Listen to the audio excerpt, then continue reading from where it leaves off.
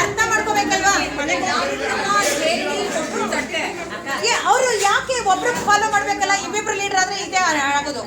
ಈಗ ನಾನು ಹೇಳ್ತಾ ಇರ್ಬೋದು ಮತ್ತೆ ಮುಗ್ ತೋರ್ಸೋದು. ಮುಂಚೆನೆ ಅಲ್ಲಿ ಹೇಳ್ಬಿಡಿ. ಸರಿ, ಏನಾದ್ರು ಹೇಳಿ. ಜಯಂತಿ ಬಗ್ಗೆ ಜಯಂತಿ ಬಗ್ಗೆ ನೀವು ಹೇಳಿ ವಾಸವಿ ಜಯಂತಿ ಬಗ್ಗೆ ಹೇಳ್ಬೇಕು.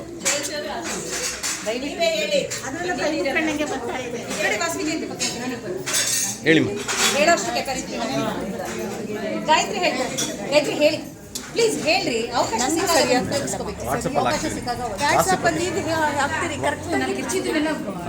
ಎಲ್ಲ ಎಡಿಟ್ ಮಾಡ್ತೀನಿ.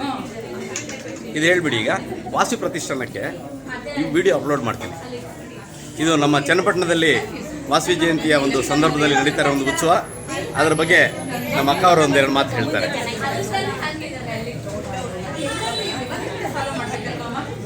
ನಮ್ಮ ಆರ್ಯವೈಶ್ಯ ಕುಲದೇವತೆಯಾದ ವಾಸವಿ ತಾಯಿಯನ್ನು ನಾವು ಆರ್ಯವೈಶ್ಯ ಜನಾಂಗದವರು ಮಾತ್ರವೇ ಮಾಡ್ತೀವಿ. ಆದರೆ ಇದು ದುರ್ಗಾ ಪರಮೇಶ್ವರಿ ಅವತಾರ ಆದ್ದರಿಂದ, ಚಾಮುಂಡೇಶ್ವರಿ ಅವತಾರ ಈಕೆ. ಆದ್ದರಿಂದ ಎಲ್ಲ ಜನಾಂಗದವರು, ಎಲ್ಲ ಬಾಂಧವರು, ಕುಲಬಾಂಧವರು ಮಾಡಬೇಕಾಗಿರುವಂತಹ ಇವತ್ತಿನ ಜಯಂತಿಯನ್ನು ಎಲ್ಲ ಕುಲಬಾಂಧವರು ಆಚರಿಸಬೇಕು ಅಂತ ಒಂದು ವಿನಂತಿ. ಆಚರಿಸ್ತಾರೆ, ವೈಭವದಿಂದ ಆಚರಿಸ್ತಾರೆ. ನಮ್ಮ ಜನಾಂಗದವರು ವೈಭವದಿಂದ ಆಚರಿಸುತ್ತಾರೆ.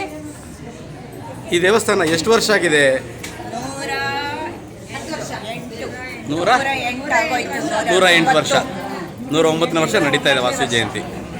ಈ ಬಾಗಿನ ಅರ್ಪಿಸೋದು, ಈ ದೀಪ ತಗೊಂಡ್ಬರೋದು, ಇದೆಲ್ಲಾನು ಮೊದಲಿನಿಂದ ನಡ್ಸ್ಕೊಂಡು ಬರ್ತಾ ಇದ್ದೀರಾ? ಮೊದಲಿನಿಂದ ಎಲ್ಲ ಹಿಂದಿನಿಂದ ನಡ್ಸ್ಕೊಂಡ್ ಬಂದಿರೋದ್ರ ಪದ್ಧತಿಯನ್ನೇ ಈಗ ನಾವು ಎಲ್ಲ ಮಾಡ್ತಾ ಇದ್ದೀವಿ.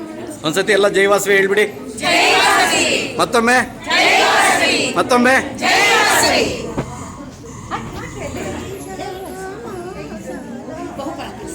ಇದು ಕರ್ನಾಟಕದಲ್ಲಿ ರಾಮನಗರ ಜಿಲ್ಲೆ ಚನ್ನಪಟ್ಟಣದಲ್ಲಿರುವಂತಹ ತುಂಬ ಪುರಾತನವಾದಂತಹ ವಾಸವಿ ದೇವಸ್ಥಾನದ ಪ್ರಾಂಗಣ ಒಳಗೆ ನಾವಿದ್ದೀವಿ. ತುಂಬ ವಿಜೃಂಭಣೆಯಿಂದ ವಾಸವಿ ಜಯಂತಿಯನ್ನು ಚನ್ನಪಟ್ಟಣದಲ್ಲಿ ವಾಸವಿ ಮಹಿಳಾ ಮಂಡಳಿಯವರು ಆಚರಿಸ್ಕೊಂಡು ಬರ್ತಾ ಇದ್ದಾರೆ.